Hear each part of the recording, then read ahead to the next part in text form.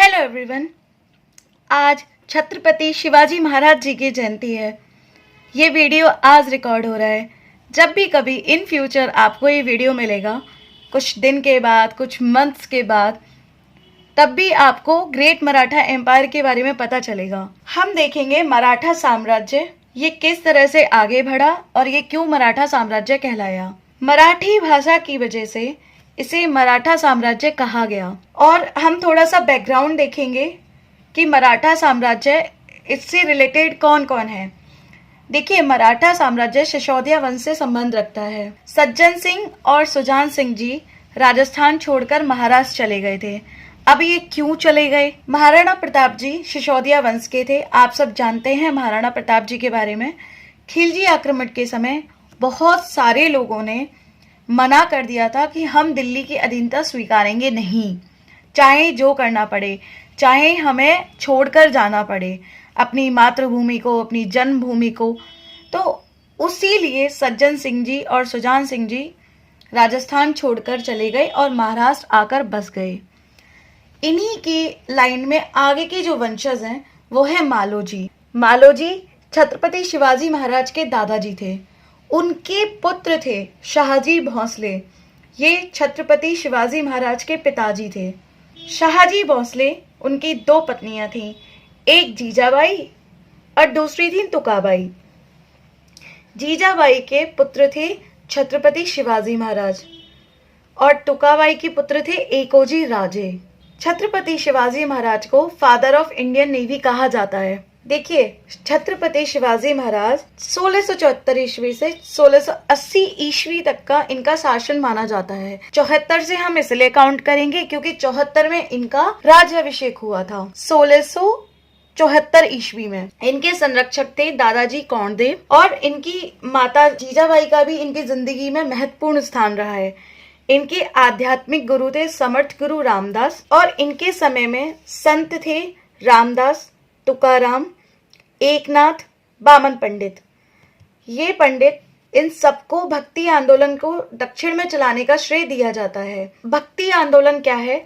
भक्ति आंदोलन की दो धारा थी, एक सगुण, एक निर्गुण।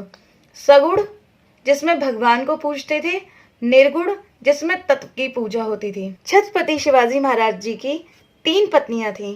पहली साईबाई, जिनके पुत्र थे छत्रपति शिवाजी, जो गद्दी पर बाद में चल के बैठेंगे। दूसरी थी सोहराबाई, इनका भी पुत्र बैठेगा राजगद्दी पे। और तीसरी थी पुतलीबाई। ये क्वेश्चन हमेशा आता है कि अंतिम समय था जब शिवाजी महाराज का, उस समय किसने साथ निभाया था?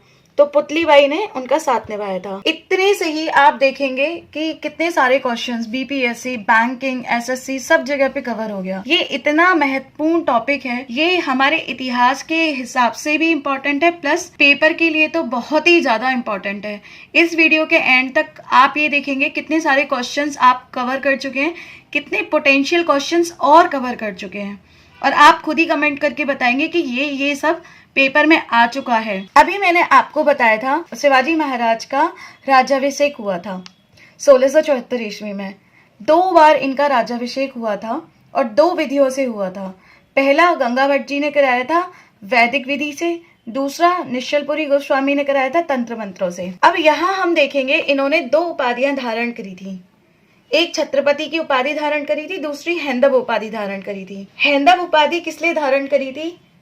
देखिए, जब इनका राज्याभिषेक हुआ था तो इन्होंने एक स्टेटमेंट दिया था कि अब मुगलों से लड़ने का सबसे बेहतरीन समय है और भारत में जो हिंदुओं का पतन हुआ है, भारी शक्तियों से बचाना है, तो उसके लिए हमें एक छत्र के तले इकट्ठे होकर संघर्ष करना पड़ेगा। लगभग 50,000 लोग इकट्ठे हुए थे इनके राज्याभिषेक में। तो समस्त लोगों को एक छत्र के नीचे इकट्ठा करने के लिए छत्रपति कहलाए और हिंदुओं की रक्षा के लिए, हिंदुत्व की रक्षा के लिए इन्होंने हैंदव उपाधि धारण करी। 1674 की ही बात है। और शिवाजी महाराज के अभियान से पहले हम थोड़ा सा ये देखेंगे कि भारत की स्थिति क्या रही थी। देखिए, पुर्तगाली आ चुके थे, अंग्रेज भी पैर पसार ही रहे थे और भाई इनको ईसाई धर्म को प्रमोट करना था, तो ज्यादा संख्या रहेगी तो समर्थन भी ज्यादा रहेगा। तो उस तरह से धीरे धीरे चीजें बदलती जा रही थी और औरंगजेब के अत्याचार तो चरम सीमा पे पहुंच ही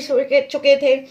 औरंगजेब एक ऐसा शासक था जिसने सबसे ज्यादा कन्वर्जन किए इस्लाम के लिए। तो हिंदुत्व को तो बहुत खतरा था उस वक्त। कहा जाता है विजयनगर साम्राज्य के बाद अगर कोई बड़ा हिंदू साम्राज्य हुआ तो मराठा का हुआ। अब हम शिवाजी महाराज के अभियान देखेंगे। सबसे पहले हम देखेंगे 1646 में इन्होंने रोहिदेश्वर दुर्ग जीता। किससे जीता? आदिल शाह से जीता। भैया आदिल शाह कौन था? तो कर्नाटक बीजापुर का शासक था आदिल शाह, वहां से इन्होंने जीता। उसी टाइम पीरियड में उसी उसमें तोरण का किला भी इन्होंने जीता, अपने अधीन कर लिया। कैसे करा? इनायत खान को अपने साथ कर लिया कूटनीति लगा के, और उसके करीबी लोग को भी। तो ये एक लड़ाके के साथ साथ बहुत अच्छे कूटनीतिज्ञ भी थे, कूटनीतिज्ञ बहुत अच्छे रहे हैं। उसके बाद 1647 में इन्होंने सिंहगढ़ का किला जीता, जिसका पुराना नाम है कोंढाना किला। 1656 में रायगढ़ को इन्होंने अपनी राजधानी बनाया। आगे जाके आप देखेंगे राजधानी इनकी बदलेगी, सतारा होगी, लेकिन अभी शिवाजी के समय, महाराज छत्रपति शिवाजी के समय राजधानी रायगढ़ ही रहेगी। 1659 में इन्होंने प्रतापगढ़ किला जीता। प्रतापगढ़ किले में यहाँ एक अफजल खां का नाम आएगा। आपको अगर पता ना हो अफजल खां कौन था तो मैं बता देती हूँ। कर्नाटक बीजापुर का जो शासक था आदिल शाह, उनका सेनापति था ये अफजल खां। अफजल खां ने जब शिवाजियों की शक्तियां बढ़ने लगी तो नियंत्रण करने के लिए, मतलब शिवाजी को कंट्रोल करने के लिए कि ये आगे ना बढ़े, आगे जीत ना करें, आगे अपनी विजय का परचम ना लहराएं, इन्होंने अपना एक दूत भेजा, कृष्णजी भास्कर। कृष्णजी भास्कर आए, उन्होंने प्रस्ताव दिया कि शिवाजी महाराज अफजल खां आपसे मिलना चाहते हैं, लेकिन शर्त है आपको निहत्थे आना होगा। शिवाजी महाराज ने कहा चलो ठीक है, अफजल खां से मिल लेते हैं।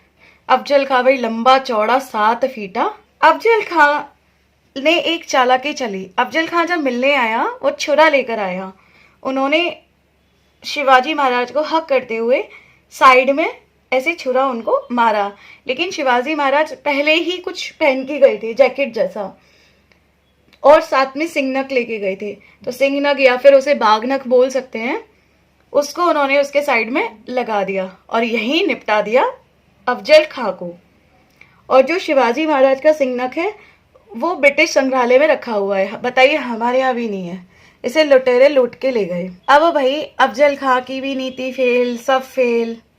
ठीक है। उसके बाद 1664 में इन्होंने सूरत को घेरा और मुगलों का माल ले आए। मुगलों के पास माल बहुत ज़्यादा था क्योंकि विदेशी आ चुके थे और बंदरगाह पर बहुत ट्रेड होता था, उनके पास बहुत सारा धन था। यहाँ पर क्या होता है, औरंगजेब ने इनके मामा थे औरंगजेब के, शाइस्ता खां को दक्षिण का सूबेदार बना के भेजा। ठीक है, लेकिन बाद में उनको बंगाल का सूबेदार क्यों बना दिया, मतलब क्यों फेरबदल हुआ इतना? तो वही शाइस्ता खां पहुंचे, उन्होंने कैंप लगाया कि भाई अगले दिन हम युद्ध करेंगे, शिवाजी महाराज को पकड़ेंगे। लेकिन रात में क्या हुआ, इन्होंने हमला कर दिया शाइस्ता खां के कैंप पे, नाक कान सब काट लिए, मतलब मरते मरते लगभग वो बच गए। ठीक है भाई, कैसा औरंगजेब था, मामा के नाक कान कटवा दिए। बाद में फिर इस बात से ये गुस्सा हो गया औरंगजेब और इसने उनको बंगाल का सूबेदार बना दिया कि भाई निकल लो यहाँ से, मामा कुछ काम नहीं आए। 1665 में क्या हुआ, पुरंदर की संधि हुई, और पुरंदर की संधि से बहुत ज्यादा क्वेश्चंस अभी तक आप देख रहे होंगे।